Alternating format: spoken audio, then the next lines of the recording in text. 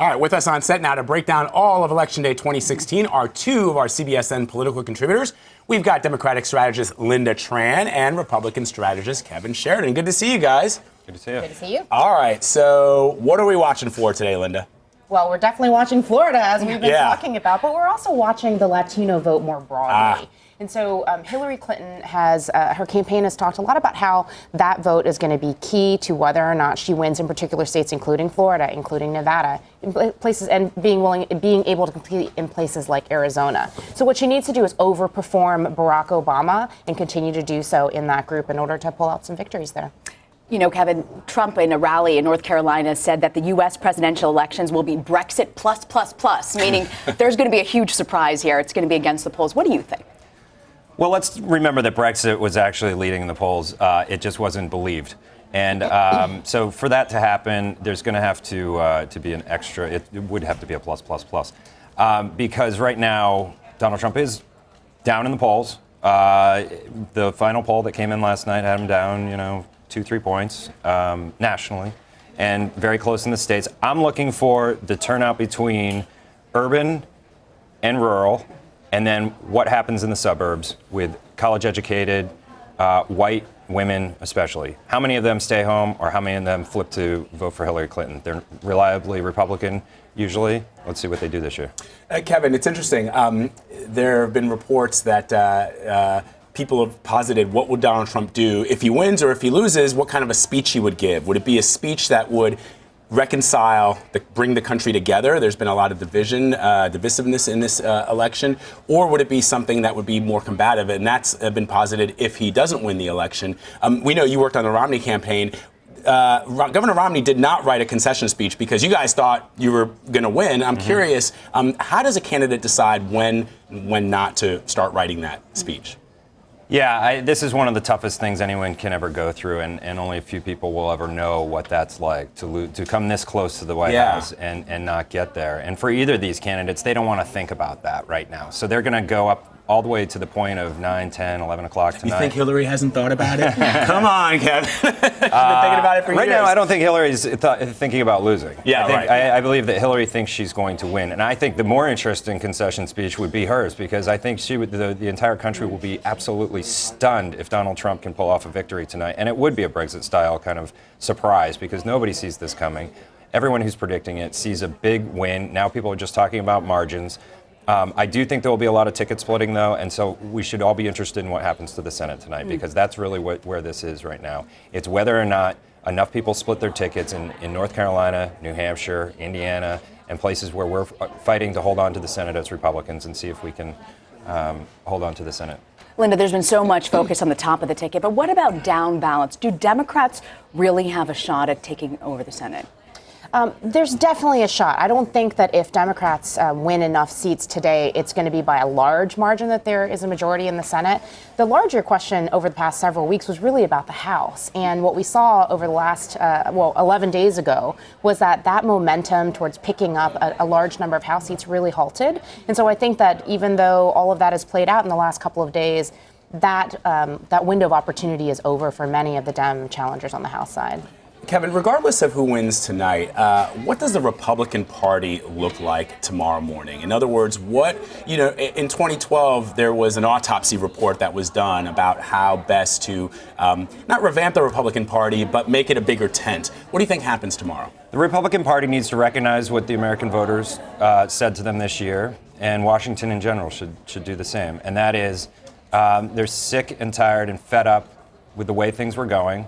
A more populist strain has emerged, and the Republican Party is going to have to adopt those parts of it that it can in a conservative and optimistic and forward-looking way, and make that part of its platform. And I think that will happen. I think it will take some time. I think some leaders will emerge. I think Paul Ryan will be at the center of that debate, but there will be others.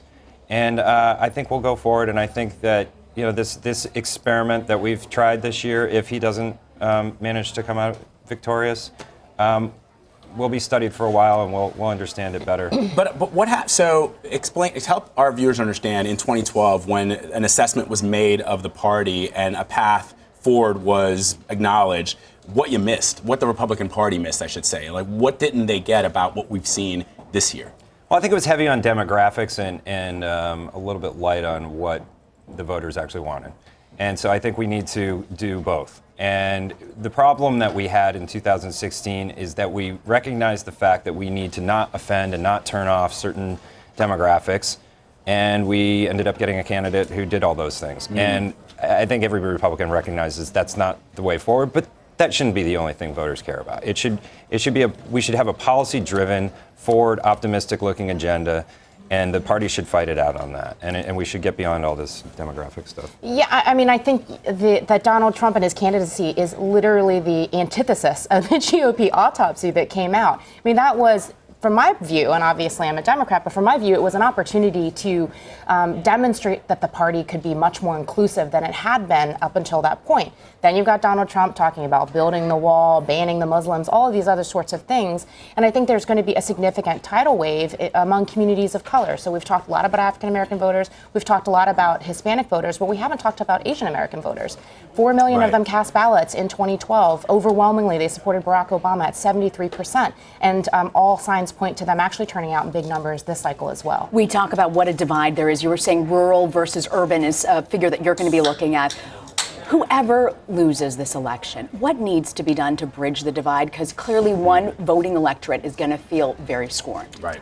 Look, okay, go ahead. No, I was just going to say, I mean, this is the question of the hour, because we all have a sense of what we think is going to happen today on Election Day. But okay, that's one day, one moment. But this country is extraordinarily polarized. There are a lot of people who feel like what exists right now has left them behind, and that's on both sides of the aisle. So whomever ends up in the Oval Office has really got to tackle this head on, I think, and hopefully bring more people to the table and have a lot of people focused on healing America. And I think if Hillary Clinton wins tonight, what she needs to do is do something that is against her nature and against probably what a lot of her political advisors would tell her to do. And that is to put the country first and foremost above her own political future, do something risky.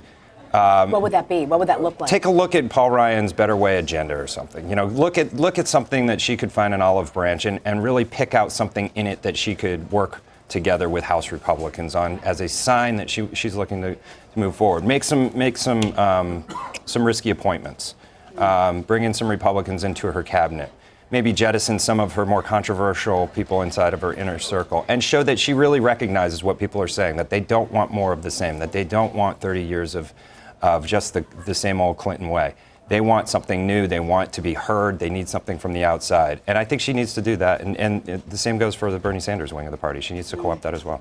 Lynda, I want to ask the same question that I asked Kevin, which is for the Democrats, and we've been talking about this for the last 6 months, that people are making a choice, and sometimes people feel they really don't have a choice. It's between someone that they think is dishonest and trustworthy, i.e. Hillary Clinton, and somebody who they think has made odious remarks and obnoxious remarks when it comes to race, gender, etc.